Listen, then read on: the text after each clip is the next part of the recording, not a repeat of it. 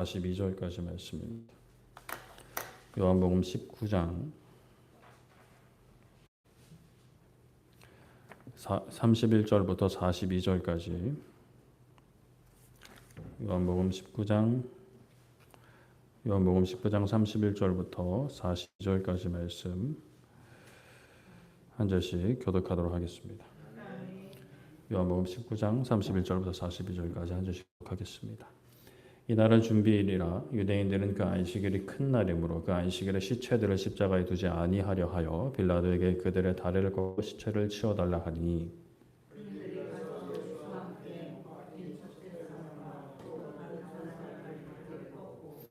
예수께 이르러서는 이미 죽으신 것을 보고 다리를 꺾지 아니하고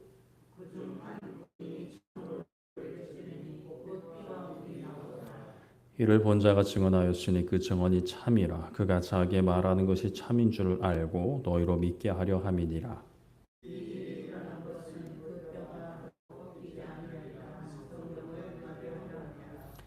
또 다른 성경에 그 찍은 자를 보리라 하였느니라.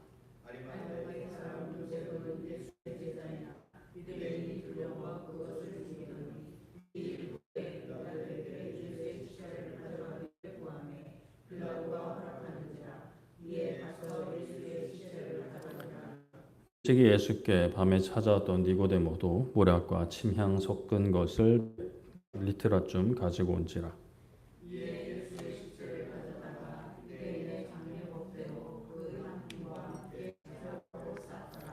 예수께서 십자가에 못 박히신 곳에 동산이 있고 동산 안에 사흘 장사한 일이 없는 새 무덤이 있는지라.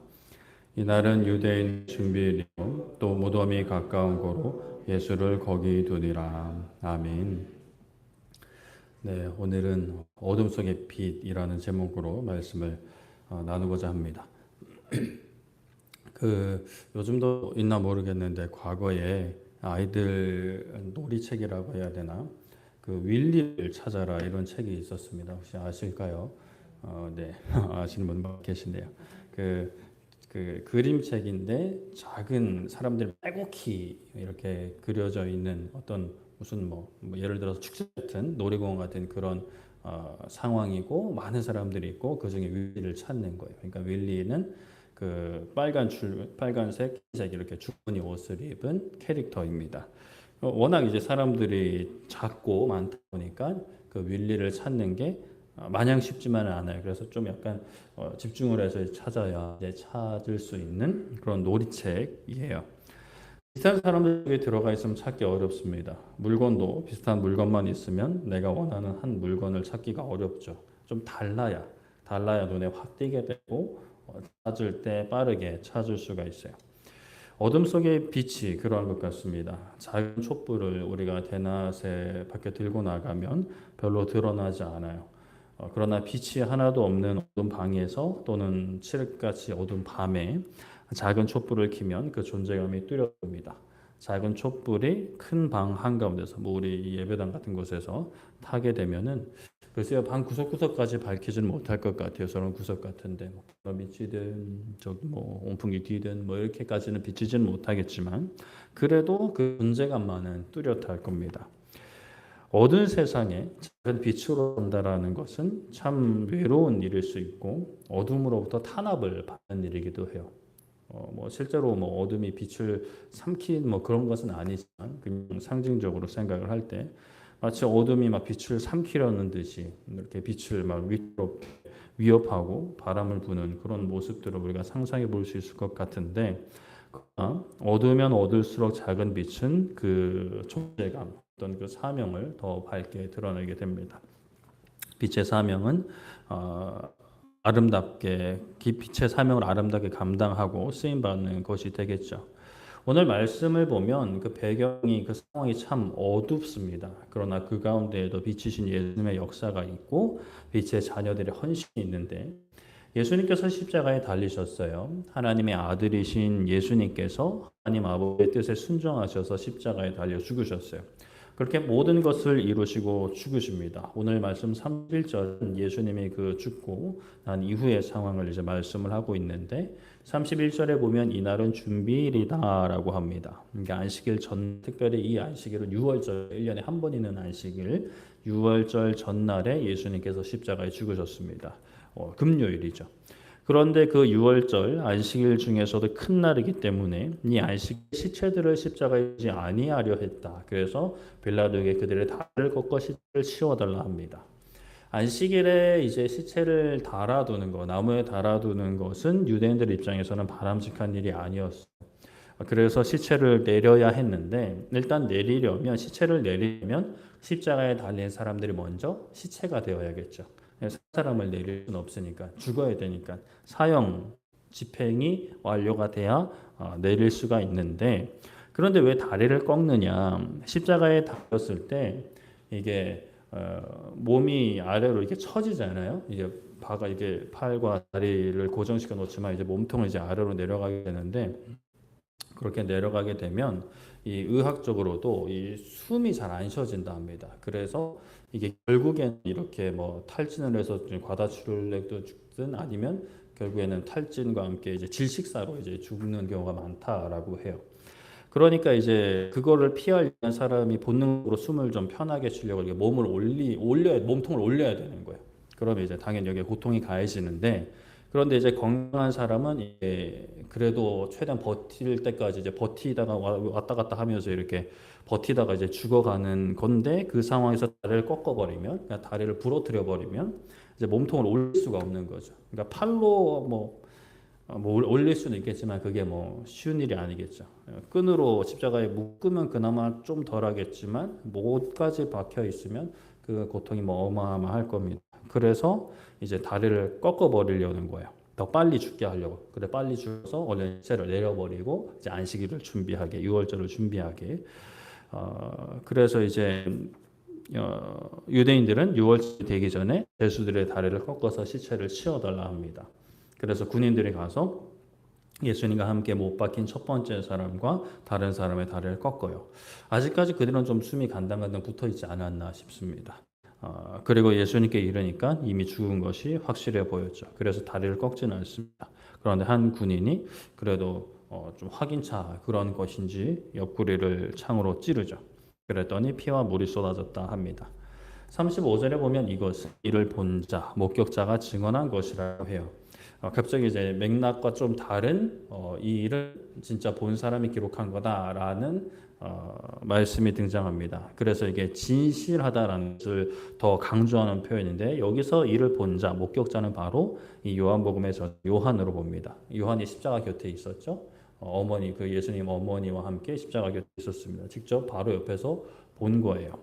그러니 참된 진실이라는 것. 그래서 이 참 진실로 하여금 보는 이들로 하여금 믿게 하기 위해서 이것을 기록했다는 것을 다시 한번 강조하고 또 내용이 진행이 됩니다.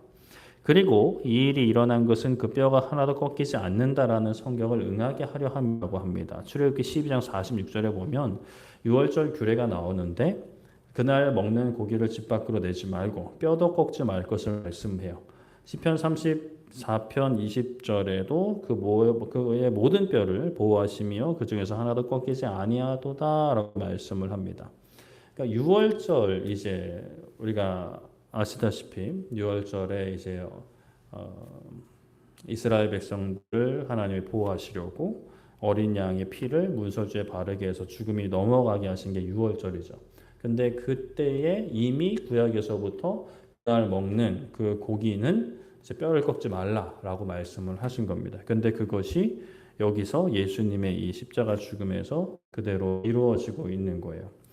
예수님께서 어린 양으로 오신 것이죠. 영원한 사망을 건너가는 은혜를 우리에게 허락하시고 이 땅에 어린 양으로 오셨습니다.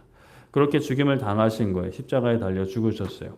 뼈가 꺾이지 않음을 통해서도 예수님이 그 어린 양이시라는 것. 우리의 모든 죄와 사망의 그 책임을 면하게 하시려고 오신 어린 양이라는 것을 이것을 통해서도 드러내고 계십니다. 31절에 또 다른 성경에 그들이 그 찌른 자를 보리라 하였다 해요. 스가랴 12장 10절 말씀인데 제가 읽어드립니다.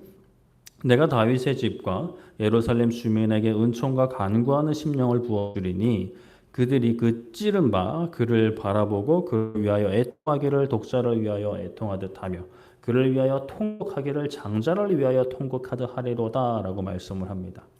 하나님께서 백성들의 간구하는 심령을 주셔서 그가 찌른 것을 바라보고 애통하기를 독자와 장자를 위하여 통곡하는 것처럼 통할 것이라고 말씀을 하시는 거예요. 그때 독자는 뭐 예수님이 가르치기도 하지만 열 번째 재앙에서 죽었던 사람들이 모든 사람이 죽은 게 아니라 장자가 죽었죠. 장자가 죽어서 이제 애굽에 온통 애통하는 것이 흘렀는데 그런데 예수님이 어린 양으로 죽으십니다. 이 모든 것이 말씀을 이루어가는 과정이다라는 겁니다. 죽기 전에도 예수님 십자가에서 하신 말씀들이나 그런 벌어지는 일들이 하나하나 말씀을 응하게 한 것이었고 심지어 죽으신 이후에도 그 일어나는 일들이 말씀을 이루고 있다라는 것이에요. 예수님이 죽으신 후에 사람들은 다 그 관계된 사람들은 그죠? 자신의 이익에 따라서 또 자신의 생각에 따라서 행동하지만 그 모든 것이 말씀이 이루어지는 과정이 되는 겁니다.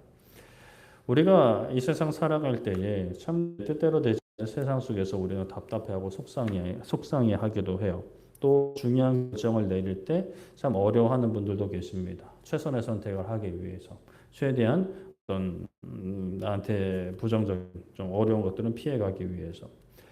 물론 우리가 어떠한 일을 할 때 마음을 다해서 하나님 앞에서 성실히 해나가는 자세는 필요합니다. 그러나 기본적으로 모든 것을 통해 영광받으실 하나님, 모든 것을 통해 말씀을 이루어 가실 하나님을 우리는 신뢰하고 의지해야 합니다. 심지어 믿지 않는 사람들이 자기 멋대로 한 일도 하나님의 말씀을 이루어가는 것이 된다. 하나님의 말씀 안에 있다면 하나님을 사랑하는 우리가 사랑하는 마음으로 힘쓰며 주의하며 행하는 일을 하나님께서 안 쓰실 리 없는 거죠. 다 합력하여서 선을 이루어 가십니다. 예수님의 시체가 내리자 38절에 아리마대 사람 요셉이라는 사람이 빌라도를 찾아갑니다. 그는 예수님의 제자였다고 해요. 그런데 유대인들이 두려워서 그것을 숨기던 사람이었던 거죠. 그런데 빌라도에게 가서 예수님의 시체를 달라 합니다. 이 요셉이라는 사람의 이 마음, 이 상황 속에서 어떤 마음으로, 어떠한 결단으로 이제 이런 일을 행했는지 참 궁금해요. 이게 정확한 묘사가 없으니까. 아무리 조심하면서 빌라도를 찾아갔다 하더라도 소문이 날 법한 일입니다. 예수님을 죽인 유대인들이 예수님이 이제 죽었다라면서 경계심을 어느 정도 풀었을 수는 있어도 다른 복음서에 보면 예수님이 다시 살아나실 것이라고 이야기한 것을 그들도 알아가지고 며칠 동안 계속 경계를 하거든요. 그러니까 이제 예수님의 시체를 엄중하게 이제 지키려고 한단 말이죠. 아직 뭐 완전히 경계심을 풀지 않은 상황이었던 그런 상황에서 지금 예수님의 제자였다는 것이 드러나면 좋을 것이 없어요. 예수님이 잡히시자 그 12제자들도 도망간 마당에 물론 요한은 이렇게 또 왔지만 이 요셉이라는 사람은 빌라도에 가서 예수님의 시체를 달라 합니다. 그의 심경이 어떠하든지 이전과는 달라진 것은 분명해요. 어떠한 과정이었든지 어떠한 마음의 결단이었는지 확실치는 않지만 확실히 두려워 숨겼던 이전과는 달라진 거죠. 이전에는 두려워서 숨겼던 마음을 이제는 숨기지 않습니다. 두려움보다 어떤 다른 걱정보다 우려보다 예수님의 시체를 저대로 둘 수 없다는 마음이 더 컸겠죠. 뭐 두려움이 완전히 사라지지 않았을 수는 있어요. 그런데 이거는 아니다라는 생각이 분명히 그 마음속에 훨씬 더 커졌을 겁니다. 또 지난날에 예수님의 제자를 드러내지 못했던 자신이 너무 부끄럽고 후회스러울 수도 있어요. 뭐 그것까지는 아닐 수도 있는데 일단은 그렇게 예수님의 시체를 둘 수는 없었던 거죠. 이전에 그는 그 두려움이었던 어둠 속에 있었다라고 할 수 있어요. 분명히 자신 안에 빛이 있었어요. 예수님의 제자가 됐다라는 건 그래도 예수님을 따르기로 결단을 했다라는 거니까 그 마음에 예수님이 있는 거예요. 그런데 어둠이 무서운 거죠. 빛을 공개했을 때 나에게는 이런 빛이 있다. 나에게는 예수님을 믿는 믿음이 있다. 예수님을 내가 따르고 예수님 나의 주님이시다라는 것을 공개했을 때 마주하게 될 핍박이 더 컸던 거죠. 크게 느껴졌던 거예요. 두려웠던 거예요. 그런데 이제는 그 비침을 숨지 않습니다. 어둠의 권세는 전혀 그 기세가 꺾이지 않았고 오히려 더 기세등등하고 축제의 마음을 가지고 있었겠죠. 예수님이 죽었으니까. 그것도 나무에 달려 죽으셨으니까. 그러나 요셉은 더 이상 숨기지 않습니다. 자신의 정체성, 자신에게 있는 빛을 드러내고 있어요. 그런데 여기에 니고데모도 함께합니다. 니고데모도 기억하실까요? 사람들의 시선 때문에 밤에 예수님을 찾았던 사람이었어요. 워낙 이제 위치가 높은 자리에 있던 사람이었으니까 지킬 게 많으니까 사람들의 시선이 두려우니까 밤에 예수님을 찾았던 거죠. 그런데 이제는 모략과 침향 섞은 것을 가져옵니다. 예수님의 시체를 유대인의 장례법대로 향품과 함께 세마포 싸기 위함이었죠. 그런데 이때가 언제였다고요? 6월절 전날이었어요.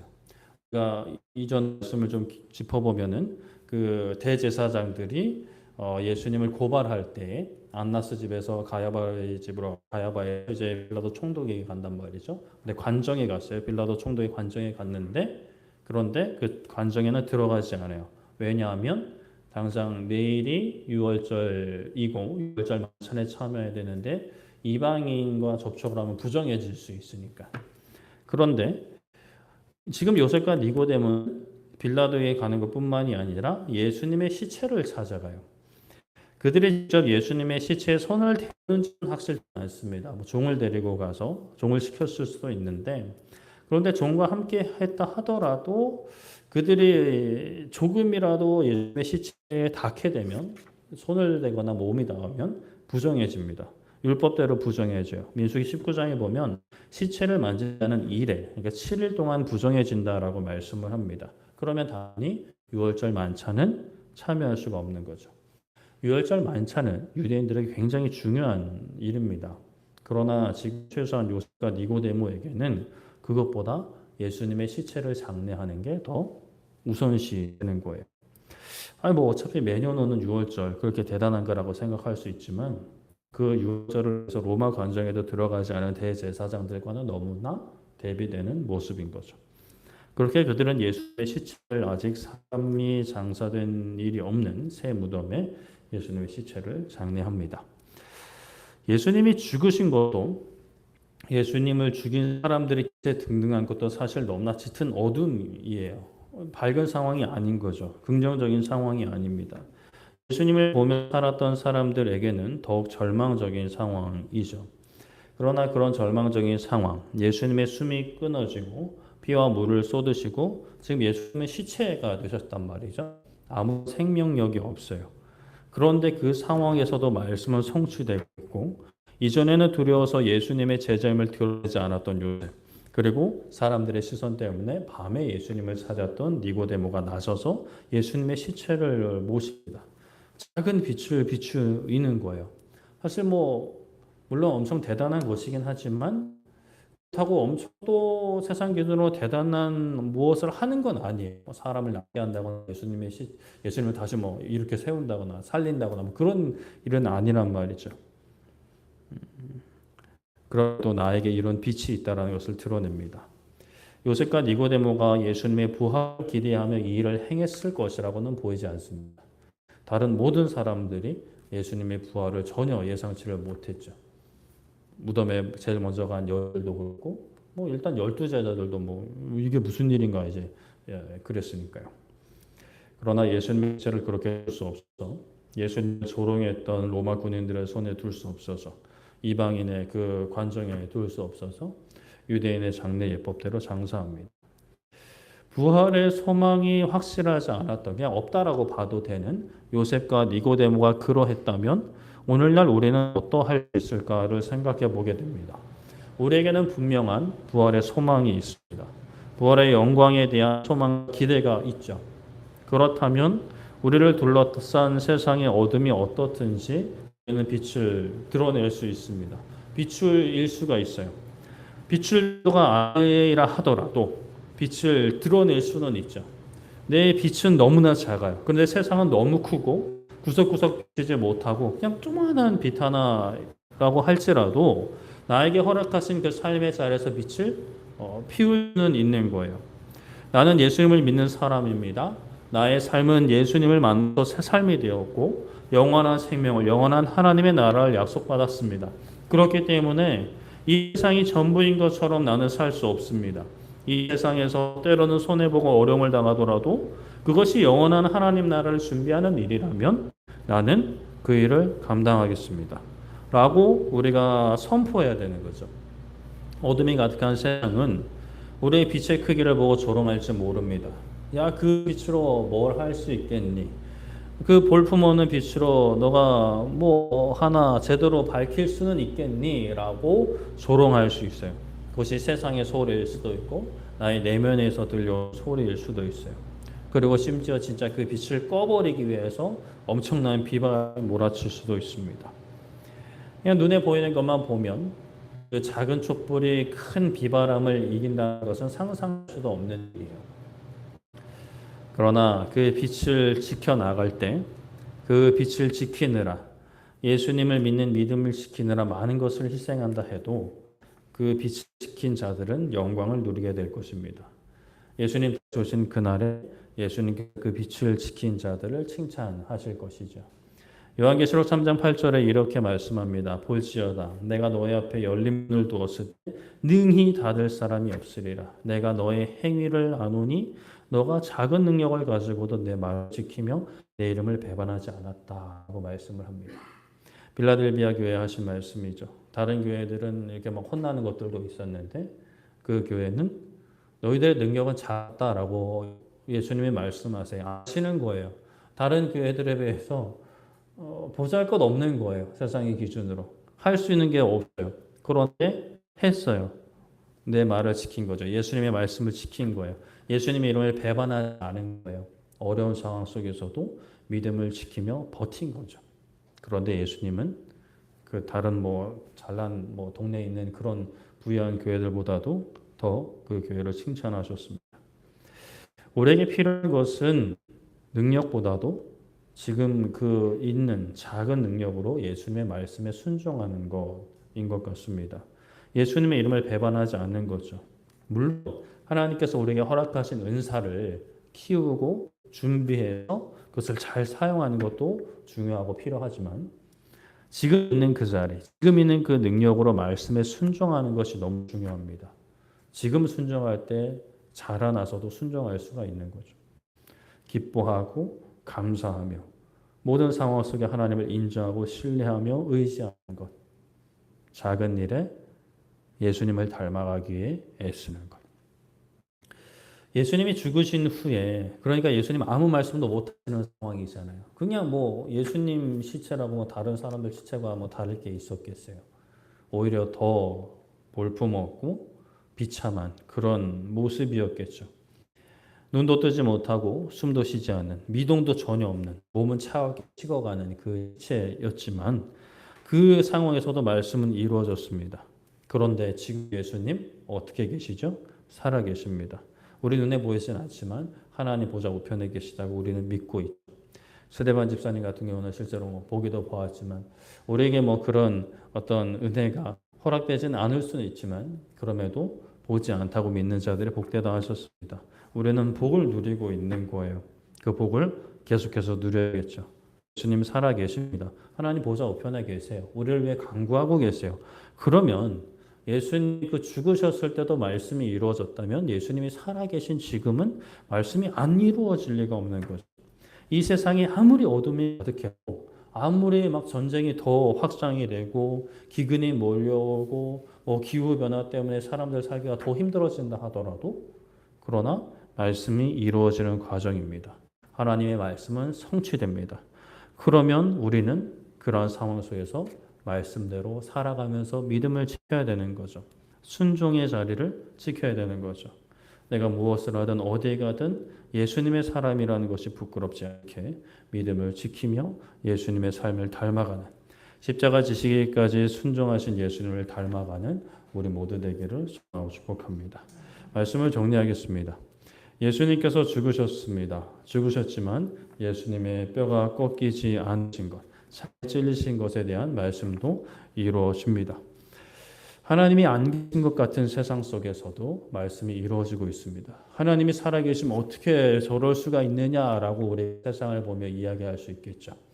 그러나 그 가운데도 하나님은 살아계시고 말씀을 이루고 계십니다. 그러면 우리는 그 가운데서 그 하나님의 역사를 신뢰하면서 우리의 삶 속에 작은 빛을 비추이는 것이죠. 이전에는 예수님을 믿는 믿음을 숨기고 몰래 예수님을 찾았다 하더라도 우리가 이제는 바뀌어야 됩니다. 달라져야 되는 거예요. 드러내야 됩니다.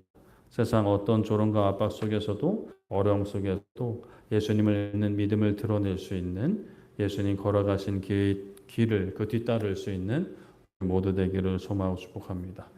우리 함께 찬양하고 기도하기를 원하는데요. 우리 찬양할 때 아까 했던 찬양이죠. 갈보리산 위에 십자가 졌으니 주가 고난을 당하표라.